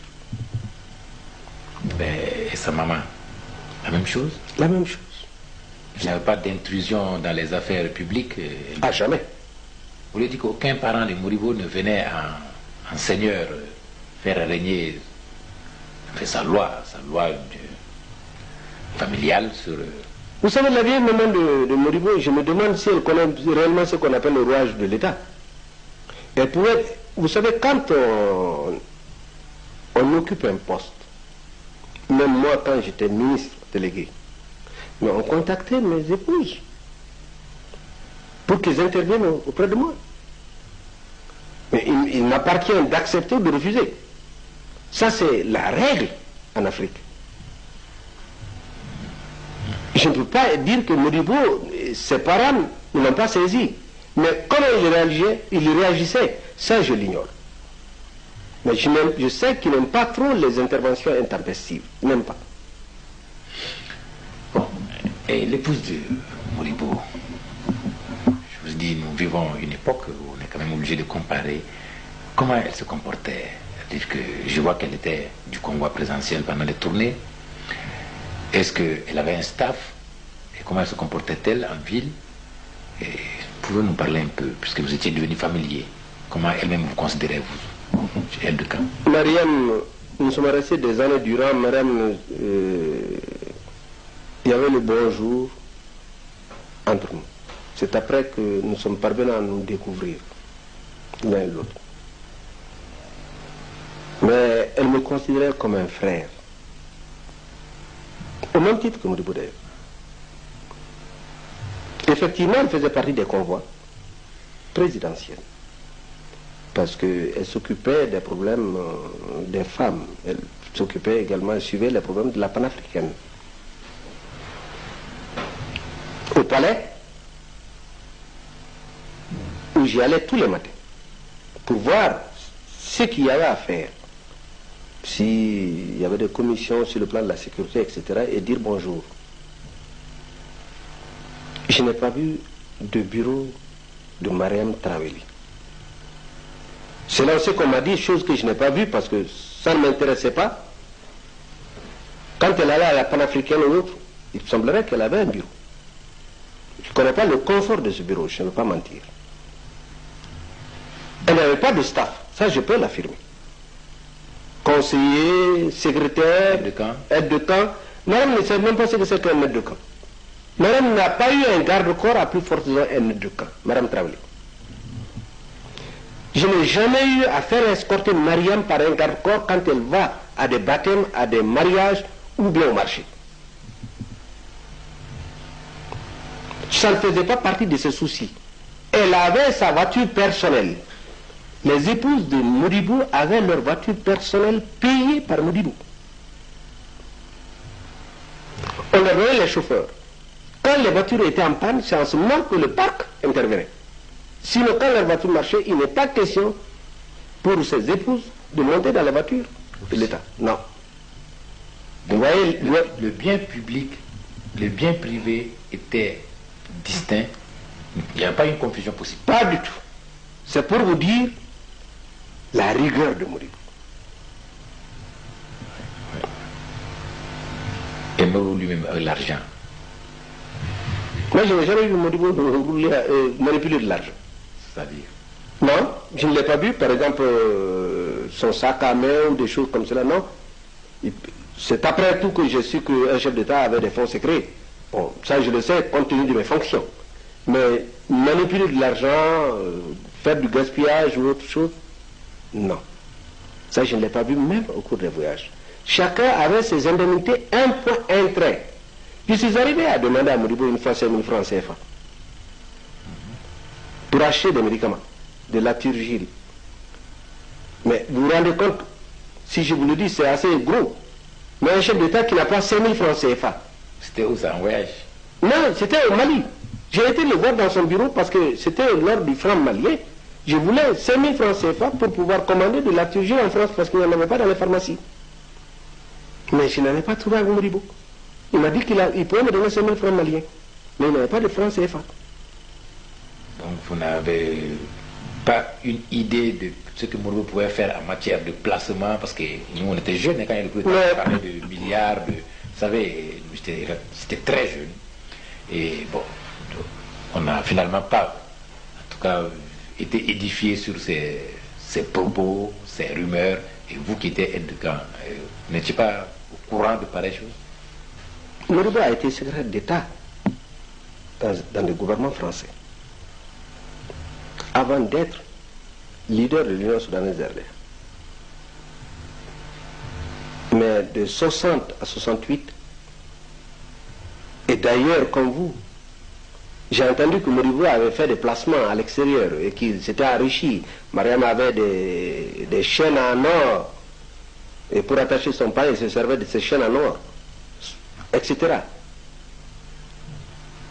Mais on a vérifié les comptes des uns et des autres. Qu'est-ce qu'on a trouvé? Rien. C'est à cause de cela qu'il faut beaucoup faire attention aux rumeurs. Est-ce que vous avez l'habitude de voir Modibo en colère? Et qu'est-ce qui pouvait mettre Modibo en colère? Un exemple, le mensonge. Il se mettait en colère? Oui. Même pas comment. Vous savez, je suis de son avis. Ou bien un travail mal fait. Ou bien quand il vous demande de chercher un document qu'il a vu passer il y a 6 mois et que ça ne vient pas, il trouve que réellement on n'est pas organisé. Le désordre. C'est le désordre. Modibo était organisé, il était méthodique. Style professeur. Voilà. Bon. Mariam également arrêtée. Et la voilà, je crois, transférée à, si je ne me trompe, à Sikasso. Qu'est-ce que vous avez fait par gratitude? Vous n'avez rien fait, vous ne pouvez rien faire pour Modibo. Il y a quand même son épouse. Et qu'est-ce que vous avez fait? Parce que vous dites que vous prenez en frère. Oui, mais vous savez, que ce soit Modibo, que ce soit Mariam, mon souci c'était de savoir comment et où on pouvait les trouver. J'ai suivi un peu l'itinéraire de Modibo par exemple. De Kidal, au moment de son opération pour l'appendicite, ça aussi j'ai été informé. Où ça? À Caille, on me l'a dit. Donc c'est pour vous dire que j'avais un certain souci de savoir comment il se portait. Mais ce qu'il y a, c'est que on est obligé à cette période de poser des questions à des gens sûrs. Et Mariam était à Sikasso, très loin de Nara. Mais Dieu aidant, en 72, on me nomme comme gouverneur à Nara, à Sikasso, où se trouvait Mariam. Je n'ai jamais cherché à voir Mariam officielle, même officieusement. Parce que il ne faut pas agir à visage découvert. C'est une leçon que m'a donné le docteur Ousmane Ba. L'ancien ministre des Affaires étrangères. Des Affaires étrangères. Parce que lui, il a toujours lutté à visage découvert. Ça a des conséquences graves. Quand on n'a pas la force. Je savais que je n'avais pas la force. Donc, il vaut mieux se résigner et demander au bon Dieu de vous donner un jour la force de pouvoir aider X ou Y. Mais j'avais les nouvelles de Mariam par l'intermédiaire de son docteur traitant, le docteur Ablaï Diallo, qui tout récemment était le représentant de l'OMS à Bamako et qui était à Sikasso. Et la famille de Feu Issa Bamba,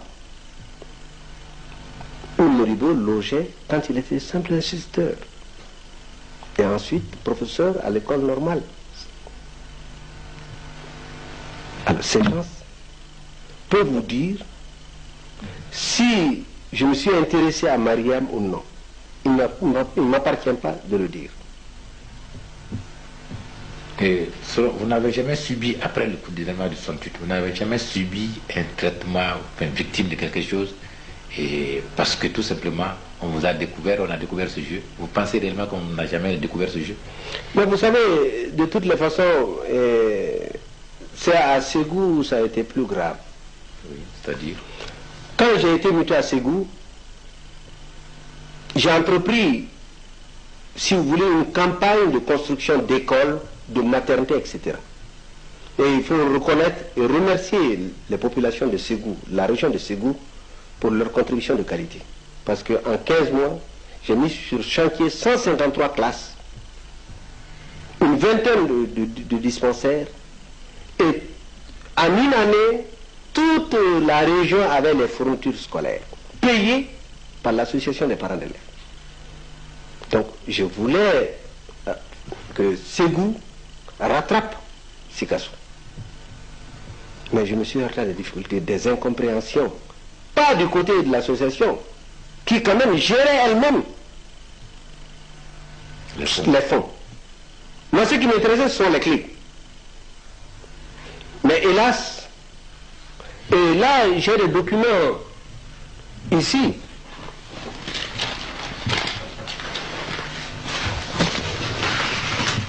Qui datent de 77.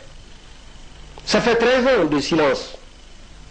L'occasion est bonne de nous les faire libres après notre séance. Nous avons un responsable de la municipalité à écrire sur moi, sur ma façon de gérer la région en matière de construction scolaire, en disant que j'étais modibiste. Au décès de l'épouse de Modibo, une de mes épouses est allée à Bamako, assister aux obsèques, parler de Saribou Sissé, l'architecte, qui était en détention, que j'ai fait travailler pour le compte de l'État,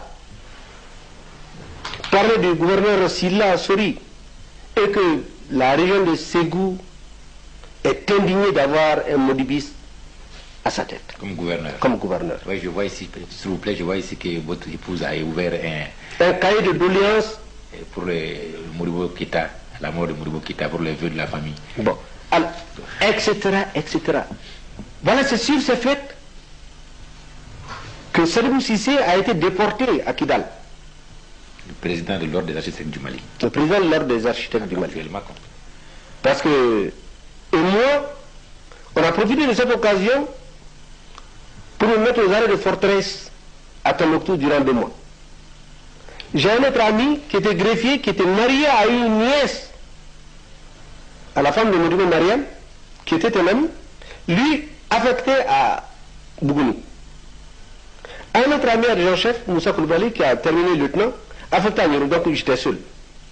Au retour, on me relève. Voilà comment je suis parti de Ségou. C'est pour vous dire, si j'ai eu à vous montrer cela, c'est pour tirer des enseignements et surtout pour que la jeune génération puisse tirer profit. Les allégations mensongères ne servent à rien. C'est-à-dire ce type a profité de sa place. De sa place privilégiée pour lui. Mais je me ferai tout simplement le devoir de lui renvoyer ces 3 correspondances pour qu'il les garde dans ses archives. Parce qu'au contraire, moi, ces correspondances m'ont porté bonheur. J'ai quitté Ségou, mais cela n'a pas freiné ma marche. Je parlais de mon prologue de silence, après chef du bataillon gouverneur de Ségou. Bon, voilà les raisons profondes de ce silence. De ce silence. Une de ces grosses épines de votre carrière. Voilà. Bon, nous commençons à comprendre davantage la marche de cette époque. Alors, comment Moussa, lui, vous a découvert? Mais je vous ai dit que Moussa moi j'ai connu Moussa en 50, quand il venait à l'école des enfants troupes. C'est moi qui ai fait ses premiers pas. Si vous voulez, l'école du soldat, le repos, le garabou. En ce moment, j'étais en instance de m'incorporer. J'arrivais de Saint-Louis, du Sénégal. D'accord. On en reviendra certainement vers la conclusion, mais nous allons rester sur la ligne Modibo. Vous avez évoqué toutes ces grandes personnalités historiques, Senghor, Sukarno, Khrouchtchev et autres. Comment est considéré Modibo? Parce qu'à ce moment-là, l'Afrique était grandement divisée entre panafricanistes, socialistes, révolutionnaires, libéraux comme Léopold-Boigny. Puis à ce moment-là, il y avait le langage révolutionnaire face à des actes. Super là, c'était, comme disait quelqu'un, qui n'a pas été révolutionnaire dans sa jeunesse n'a pas été. Et celui qui après 40 ans reste révolutionnaire est certainement bête. Comment vous résumez tout ça? Et Modibo, comment il s'en sortait lors des grands forums? Parce que vous l'avez accompagné à l'entrée du Mali, à l'ONU également, parce que c'est lui qui allait également à l'OUA, et dans la Casablanca, la rencontre de Casablanca, et ses rencontres avec les Kourouma. Comment cela se faisait? Oui, je vais vous dire, je ne vais pas vous citer plusieurs exemples. Modibo a eu de très bons rapports avec certains de ses pairs au moment de la lutte anticoloniale. Il a été secrétaire d'État, il a milité dans le RDA, et c'est un des fondateurs du RDA, et il faut reconnaître que le RDA occupait une place importante à travers l'Afrique, jusqu'à Madagascar. Donc il les connaissait tous presque. Donc le contact était beaucoup plus facile. Et même les opposants du RDA, Modibo était familier avec eux. Ils n'avaient pas la même ligne. Je prends le cas d'un Bakary Yibou, qui n'était pas RDA, alors qu'Amani était RDA. Du Niger. Mais Modibo l'a eu à l'héberger ici, en tant que réfugié politique. Vous voyez? Et Majmoud Diop. Majmoud Diop. Et Zizanga. Et autres. Et Doudou Gueye. Doudou Gueye, c'est autre chose. Doudou Gueye est resté longtemps avec nous. Ça, c'est une figure. Alors, mais vous me posez une question et je vais vous donner un détail. Si ce n'est pas à cause de son étoffe de chef d'État, où il est connu sur le plan international, après la naissance de l'OUA, il n'aurait pas été facile de faire taire les canons quand il y a eu le conflit algéro-marocain. Tout Bamako et tout le Mali pourra s'en souvenir. C'est Modibo qui a convié et Hassan II, et Ben Bella, et le roi et le Sélassié, Ali Sélassié, l'empereur, à venir à Bamako, à Koulouba. On n'a pas été dans la salle du conseil de gouvernement. Les trois logés au palais. Et c'est là où, dans les coulisses, que Modibo et l'empereur ont pu faire entendre raison aux deux belligérants. En moins de 24 heures. Le lendemain, ils ont pris leur avion, ils se sont serrés la main, ils sont partis. On a envoyé des officiers éthiopiens et maliens pour faire l'arbitrage afin que les uns et les autres ne se tirent pas dessus. Voilà comment le conflit algéro-marocain a pu connaître un dénouement heureux. Je prends l'exemple même avec Sékou Touré, qui était son frère, un Houphouët, qui était également son frère, son aîné. Même si Modibo avait une option socialiste, il avait un respect religieux pour Houphouët. De 60 à 68, je ne l'ai jamais entendu parler mal du président Houphouët. C'est à cause de cela qu'il allait constamment le voir, ou bien il se rencontrait à la frontière du côté malien. Oui. Pour moi, c'était pareil. Mohamed V d'abord, puis Hassan II. Nasser, c'était pareil. Nehru, pareil. C'est à cause de cela que, même à la conférence des non-alignés en 61, il a été désigné en même temps que Sukarno pour aller voir... De la bonne entente qui régnait entre le président Modibo Keïta et ses pairs d'Afrique et même du monde entier, d'où l'aisance dans les négociations maroco-algériennes, les explications au président Kennedy de la naissance du non-aligné et tas d'autres sujets internationaux. Mais tout de même, puisque Modibo était révolutionnaire, est-ce qu'il n'y a pas une méfiance entre lui et les dirigeants français, notamment le général de Gaulle? C'est normal.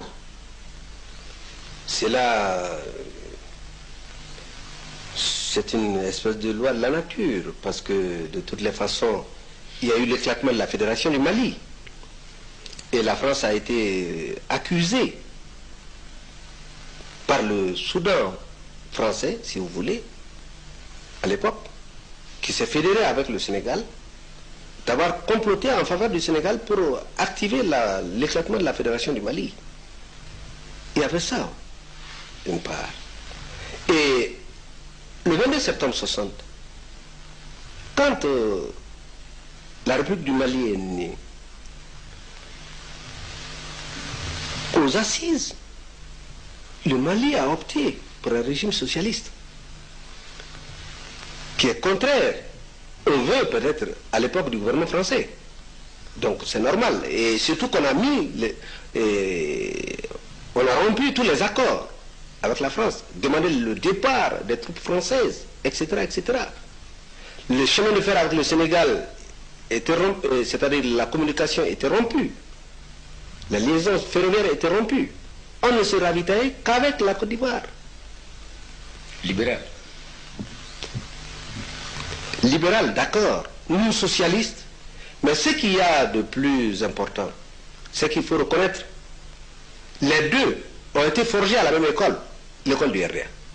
C'est ce qui les unissait. C'est vrai, souvent on l'oublie. Bon, la période de Modibo a été diversement interprété par les générations maliennes, aussi bien ce qu'on appelle les fils du RDA que les fils du CMLN, que les enfants de l'UDPM, qu'aujourd'hui les tenants du CTSP. Vous avez été aide de camp de Modibo.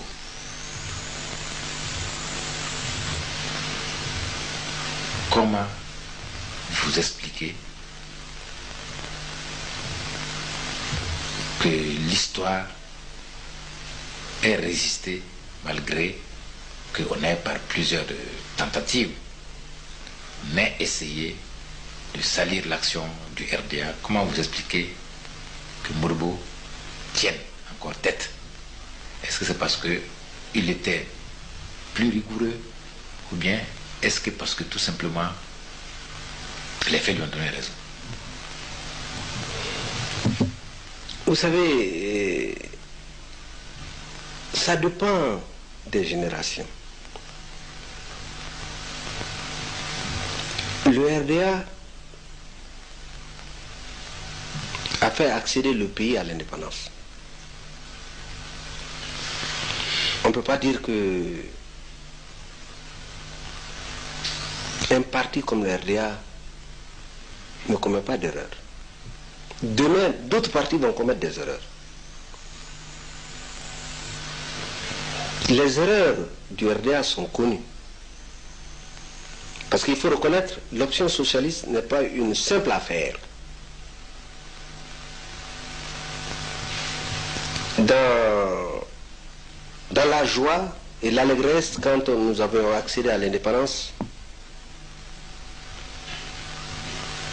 je crois que les gens n'ont pas calculé tout le poids du socialisme et les sacrifices à consentir. Nous sommes responsables devant l'histoire. En Benondo, en fait, quoi. Voilà. Modibo n'est pas seul responsable, mais nous sommes tous responsables. C'est à cause de cela que le RDA naissant, les responsables, qu'ils soient vieux ou jeunes, je pense et je le souhaite vivement, qu'ils ne pourront pas commettre les mêmes erreurs. Au contraire. Ça, c'est ma conviction. Ils vont l'éviter. Les conditions ont changé. Les conditions ont changé. Et avec elles, les hommes. Les hommes ont changé. Très bien. Bien, mon général, nous avons, avec vous, près de 2 heures de temps, tenté de cerner l'histoire, de connaître davantage quelques pages de l'histoire malienne, de cerner l'homme Modibo Keïta. Je pense que par votre ouverture, par votre franchise, la cueillette permettra effectivement aux historiens et aux historiens du présent aussi, c'est-à-dire les journalistes que nous sommes, de mieux comprendre le passé du Mali, les hommes qui l'ont dirigé, et de certainement dresser les voies de l'avenir que vous souhaitez sereines, parce que vous avez dit qu'il était souhaitable que les mêmes erreurs ne soient pas perpétuées, et cela n'est qu'un bon vœu pour la nation malienne. Mais nous allons tout de même vous demander, si on vous demandait de comparer, parce que vous avez finalement servi deux dirigeants du Mali, Modibo et Moussa, est-ce que vous pouvez nous dire ce qui sépare les deux hommes, ce qui les unit?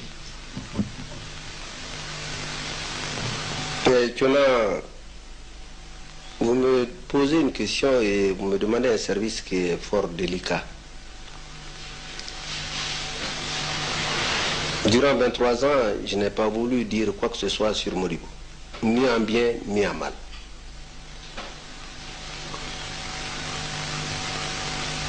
J'avais voulu garder cela me taire pour qu'un jour je puisse les écrire. Mais les circonstances indépendantes de ma volonté m'ont obligé à vous dire ce que je viens de vous dire. Modibo et Moussa ne sont pas sur le même tableau de bord. J'ai servi avec Moussa. J'ai assumé de hautes responsabilités avec Moussa. Moussa est arrêté. Et je peux dire qu'il est absent. J'ai largement le temps de réfléchir sur le cas de Moussa. Pour qu'un jour, si vous avez eu l'occasion de me poser la question, pour que je puisse vous donner satisfaction. Mais à chaud, je préfère ne rien dire. Parce que mon éthique d'officier ne me le permet pas. Ce serait sous l'effet de la passion que je vais parler de Moussa. Je trouve que ce n'est pas une bonne chose. Je ne servirai pas l'histoire. Donc vous refusez de faire, comme certains le disent, les absents ont tort et on peut l'exploiter, vous refusez d'exploiter cette absence. Oui. Et je respecte votre position, je la comprends du reste. Pour terminer cette requête, terminer cette cueillette de l'histoire malienne, je préfère vous dire que le dernier mot vous appartient. Merci, Tchona. Et c'est la plus grande récompense que vous ayez pu me faire, en me posant des questions précises sur un homme que j'ai aimé, que j'ai côtoyé, sur un homme qui a des qualités certaines de chef d'État. Ce que je peux dire, c'est que l'Afrique a perdu un de ses meilleurs fils.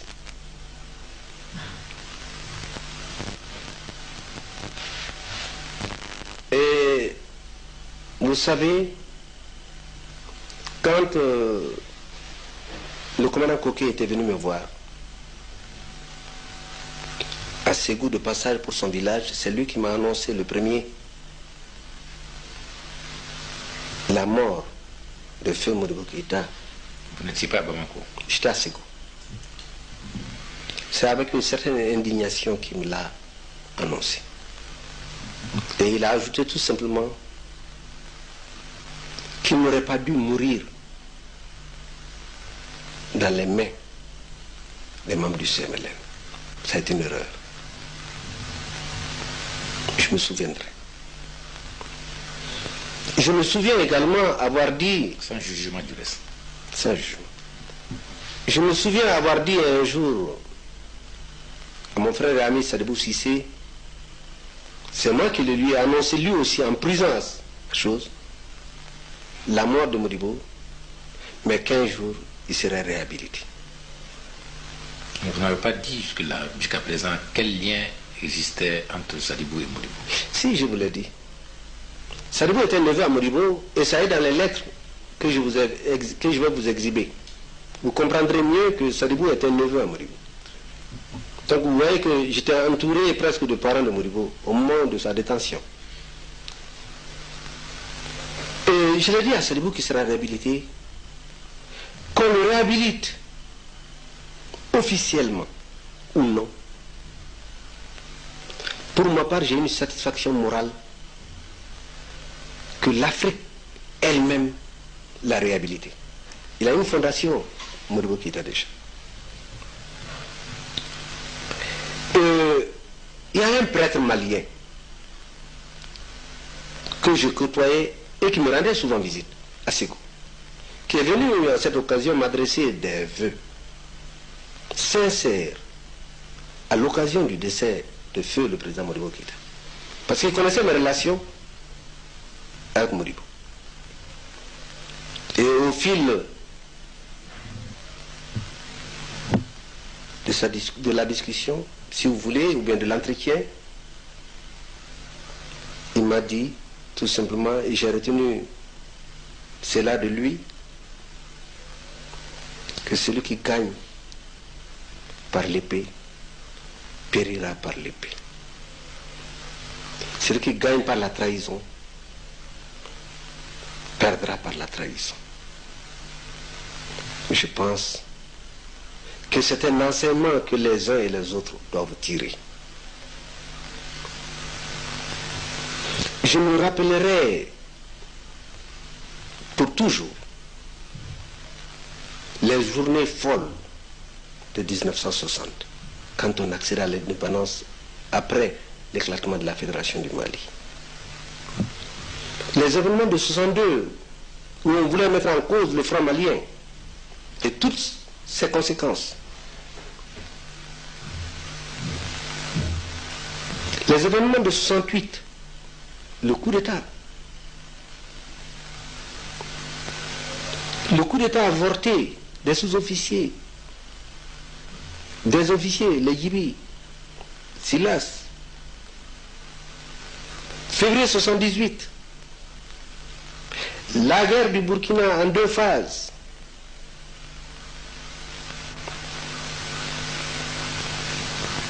Et tout récemment, mars 91. Tous ces événements sont riches d'enseignements. Et les Maliens ont suffisamment de leçons à apprendre quand on jette un regard vers l'arrière. Pour ma part, Modibo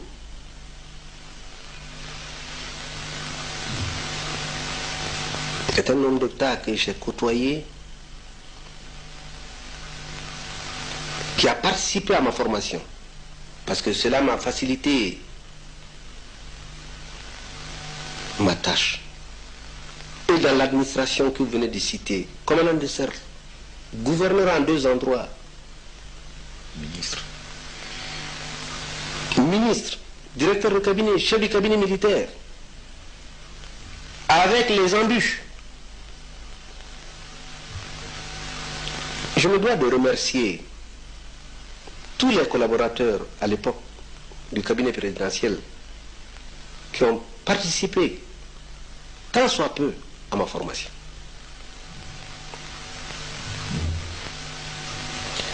Et les différents propos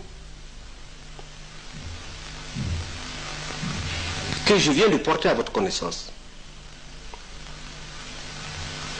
permettront, j'en suis sûr, de clore le débat pour pouvoir mieux servir l'histoire. Cela dit, je lance un appel pressant aux frères et sœurs, serviteurs de notre pays d'aujourd'hui, pour qu'ils retiennent une phrase de Montesquieu. Il faut savoir servir le peuple, mais ne rien attendre de lui. Je vous remercie. Bien, je vous remercie, mon général. Je pense que votre appel, et surtout vos voeux pour le Mali, seront exaucés. Et je retiens cette phrase: qui triomphe par la trahison, périra par la trahison. Qui triomphe par l'épée, périra par l'épée. Et je pense, puisque vous avez fait allusion aux journées folles de mars 91, je pense qu'un des résultats, en tout cas, qui doit sortir de ces journées folles, de ce drame social connu, est que jamais plus au Mali, personne ne triomphe par une quelconque de ces outils. Et que plutôt, au Mali, on triomphe par la voie des urnes, c'est-à-dire le choix souverain du peuple malien. Je vous remercie.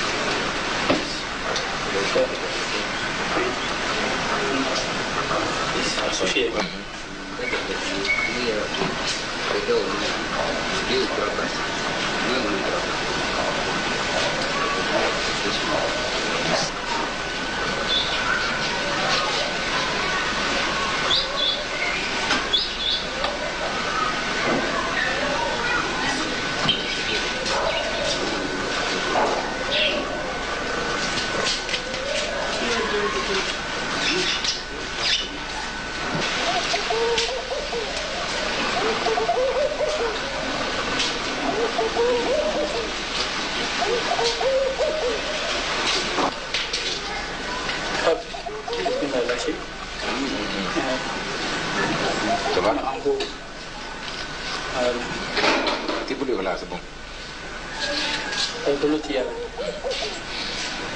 Oui. Comme d'habitude en costume. Ouais. C'est Philippe, ça.